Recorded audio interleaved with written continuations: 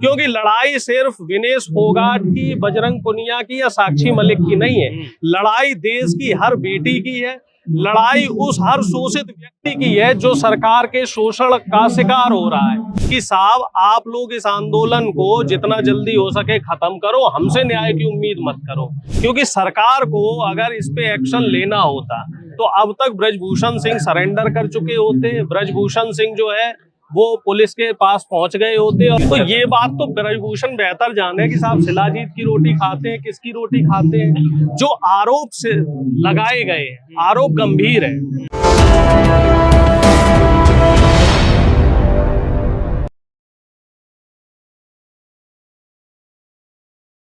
जो तारबंदी करी गई है, बॉर्डर बनाया गया है, क्या लगता है कि ये आंदोलन भी लंबा चलने वाला है? देखिए, हम लोग तो ये चाह रहे थे कि जल्दी से पीड़ित को न्याय मिले। जो भी बेटियां यहाँ बैठे हुए हैं, जो भी पहलवान बैठे हुए हैं, इनको जल्द से जल्द न्याय मिले, सरकार इसका संज्ञान ले। लेकिन सरकार की मंशा कुछ और ही दिखाई दे रही है। कल रात से ही वेल्डिंग का काम शुरू किया गया और दोनों तरफ जो बैरिकेडिंग है उनको वेल्ड किया गया। और आप देख रहे हैं कि फोर्स, जो रैपिड एक्शन फोर्स के लोग हैं, ये लोग भी बढ़ गए हैं और इससे डबल संख्या में लोग उस तरफ है। लगभग 200-250 लोग जो है वो यहाँ आ चुके हैं। तो साफ तौर से सरकार की तरफ से एक संदेश है कि साहब आप लोग इस आंदोलन को जितना जल्दी हो सके खत्म करो, हमसे न्याय की उम्मीद मत करो, क्योंकि सरकार को अगर इस पे एक्शन लेना होता तो अब तक ब्रजभूषण सिंह सरेंडर कर चुके होते। ब्रजभूषण सिंह जो है वो पुलिस के पास पहुंच गए होते और उन्होंने अपना बयान दे दिया होता। जबकि ब्रजभूषण क्या कर रहे हैं कि जो है कहीं फेसबुक पे लाइव आ रहे हैं, वो कई अन्य चैनलों को इंटरव्यू दे रहे हैं और कई छोटे छोटे जो सामाजिक संगठन है उन संगठनों की आड़ में अपने आप को निर्दोष साबित करने की कोशिश कर रहे हैं। तो साफ तौर से सरकार जो है ब्रजभूषण को बचाने में लगी हुई है और एक संदेश जो है यहाँ आंदोलन में जो लोग हैं उनको एक संदेश देने की कोशिश कर रही है सरकार कि हम इतनी आसानी से नहीं झुकेंगे। लेकिन यहाँ जो लोग हैं वो लोग भी ये समझ चुके हैं। जैसे संडे को रविवार को यहाँ खाप पंचायत हुई और उस खाप पंचायत में तमाम किसान संगठन के लोग भी आए और उन लोगों में जो तमाम नेता थे, चाहे टिकैत साहब हो और जो तमाम लोग थे, उन लोगों ने बोल भी दिया था कि साहब हमें पूरी प्रैक्टिस है, क्योंकि हमने एक 13 महीने की लड़ाई लड़ी है। तो आप ये मान के चलो कि सरकार जो है इतनी जल्दी नहीं मानेगी, 2-4 महीने तो कम से कम हमें बैठना पड़ेगा और हो सकता है कि ज्यादा दिन भी बैठना पड़ जाए।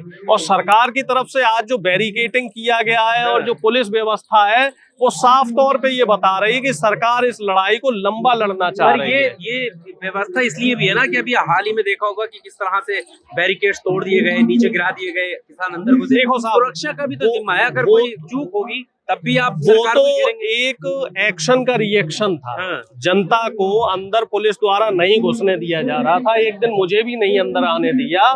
तो जब कोई भीड़ आती है और आप उसे आने से रोकेंगे तो भीड़ जो है, भीड़ का कोई चेहरा नहीं होता है। तो इस वजह से कुछ उस दिन जो है भगदड़ मची थी। कल का ही दृश्य है, शायद ये भगदड़ मची थी और उसी का ये प्रतिरूप है। लेकिन मुझे नहीं लगता कि उस वजह से इतनी फोर्स लगाई गई है। इसके पीछे कारण कुछ और है और जो मुझे समझ में आ रहा है कारण ये है कि सरकार इतनी जल्दी नहीं झुकेगी, क्योंकि इस सरकार ने जो है एक तानाशाही रवैया अपना रखा है। क्या लग रहा है डराने की वजह से ये नहीं, देखो साहब से ये तो बात तो सरकार को भी पता है कि जो लोग यहाँ बैठे हुए हैं वो डरने वाले नहीं, वो किसान के बेटे हैं, पहलवान है। जब वो देश के लिए लड़ते हुए मेडल लेके आए हैं तो वो इससे, पुलिस से और शासन से, प्रशासन से नहीं डरेंगे। अगर उन्हें डरना होता तो वो लोग यहाँ आके जंतर मंतर पे नहीं बैठते।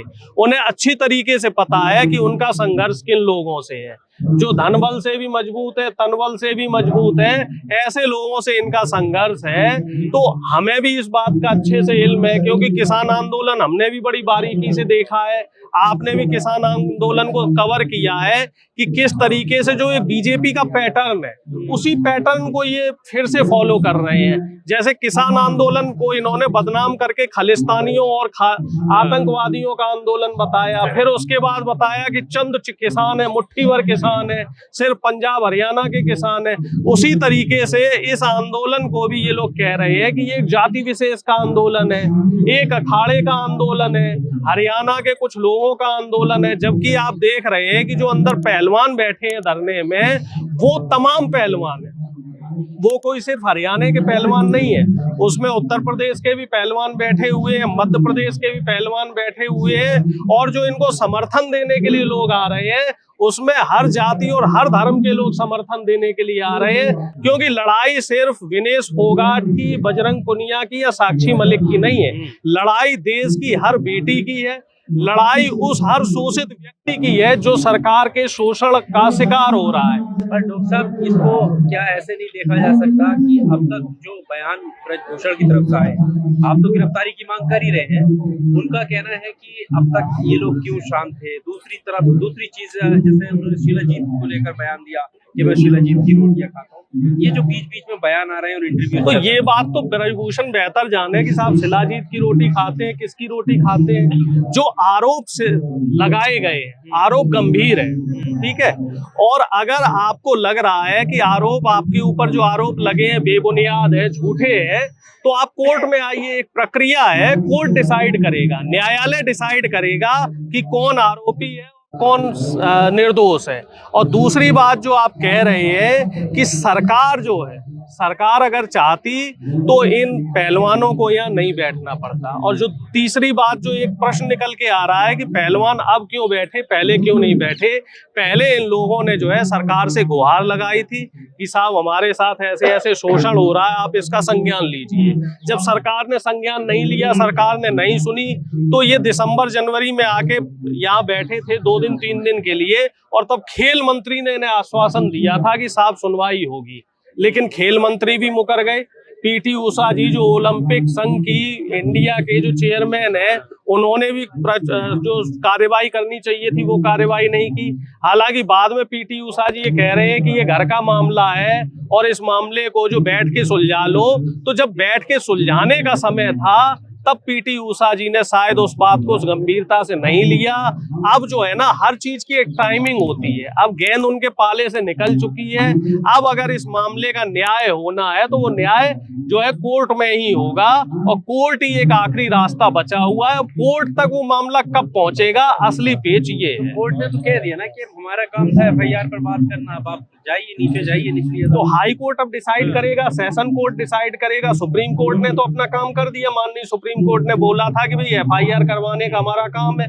और आप इसमें एक चीज और देखिए कि पॉस्को एक्ट में तुरंत गिरफ्तारी होनी चाहिए थी, लेकिन अब तक गिरफ्तारी नहीं हुई है। लगभग 10 दिन से ज्यादा का समय हो चुका है। तो आप इतना अंदाजा लगा लो कि साहब किस तरीके से ब्रजभूषण जो है वो अपने पद का दुरुपयोग कर रहा है और सरकार दबी हुई है। आप पंचायतों ने, किसान जो संगठन है, उन्होंने जो वक्त लिया है, ये वो क्या सोच के लिया है? क्या उम्मीद है कि कोई डिसीजन लेगी? देखो साहब, अभी कर्नाटक चुनाव है, हो सकता है खाप पंचायतों ने सोचा हो, क्योंकि हमारी जो सरकार है वो चुनावी मोड में रहती है। तो सरकार ने ये सोचा हो कि शायद चुनाव के बाद सरकार इस मामले को गंभीरता से ले, संज्ञान में ले। तो इस वजह से एक 15 दिन का समय दिया गया है, और 15 दिन के बाद अगर सरकार इस मामले को संज्ञान में नहीं लेती है तो आगे की रणनीति बनाई जाएगी, और दबाव बनाने के लिए जो भी एक शांतिपूर्ण तरीके की जो प्रक्रिया है उस प्रक्रिया का पालन किया जाएगा। 15 दिन बाद फिर एक पंचायत होगी, और उस पंचायत में आगे की रणनीति निर्धारित की जाएगी कि सरकार से कोर्ट के जरिए दबाव बनाया जाए, या गांव-गांव में, जिले-जिले में, या प्रदेश मुख्यालयों में जो है आंदोलन किए जाएं, या किस तरीके का मूवमेंट तैयार किया जाए। ये आने वाला समय जो है वो बताएगा। कह रहे हैं कि मैं तो यूपी कि मैं आपके बच्चों की लड़ाई लड़ रहा हूँ। नहीं, तो लड़ाई लड़ने का एक तरीका होता है। अगर आप लड़ाई लड़ रहे हैं और आपके ऊपर कोई आरोप है तो आप कोर्ट में आइए और अपने आप को निर्दोष साबित कीजिए। इस तरीके से छिपके बार करना कहीं ना कहीं ये दर्शा रहा है कि आप गलत हैं और आपने कुछ गलत किया है। अगर आप पाक साफ है तो आप कोर्ट में आइए और कोर्ट को निर्धारित करने दीजिए कि कौन सही है और कौन गलत है।